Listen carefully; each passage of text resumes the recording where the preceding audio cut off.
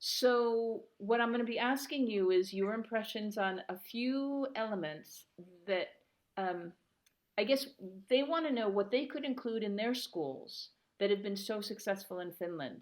For Okay. instance, what you were just saying is that you miss your colleagues. And one element of Finland that I've realized is so important is the relationship between the teachers, that you have a lot of time between each class, even to speak with your colleagues and get support from them. Could you tell me a little bit about that?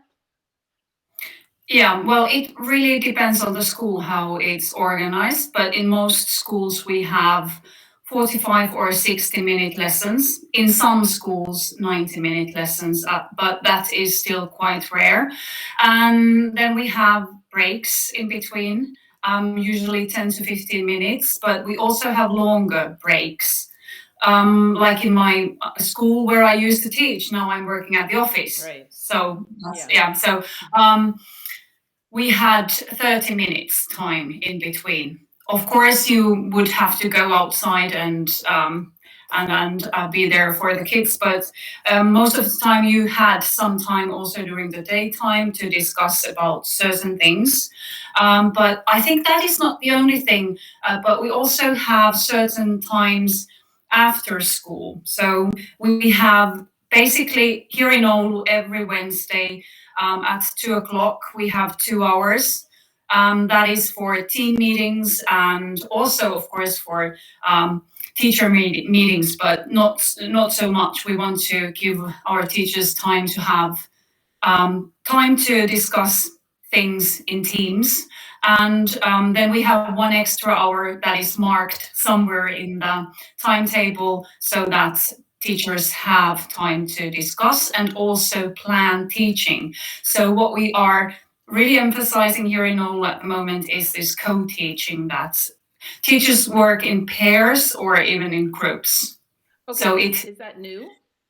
it's not new, but I think that is when I meet other teachers from other countries, they find it really interesting that our schools really um, do that, and it means really that they plan things together, but they also work as a team in the classroom, and they divide things what they do.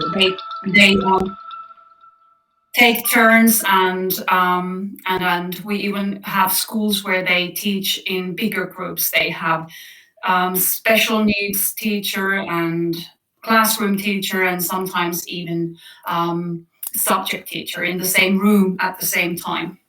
When you say teams, when because I need to go back to that teams for a minute. Is it by grade? It's by subject? What are those teams? That's again, that varies. In some schools, it's so that we have second, first, third graders working together, and then third to sixth graders, seventh to ninth graders. That can be the case, or then we have certain themes they work on. They, Okay. for instance, plan some sort of well, they can discuss if they have a big event they can do and start organizing that in teams, or if we have these, hang on, now I have to think a bit, the translation here. Um, um, if they organize this, um, hang on, phenomenon-based learning. Well done. Well done. Yeah. Yeah, I'm thinking about the translation here. Sorry, struggling a bit with the word. Yeah. Phenomenon-based learning. But yeah, so for instance, if they, because in Finland we have to do that. That is set in our curriculum that we have to have those at least once every year.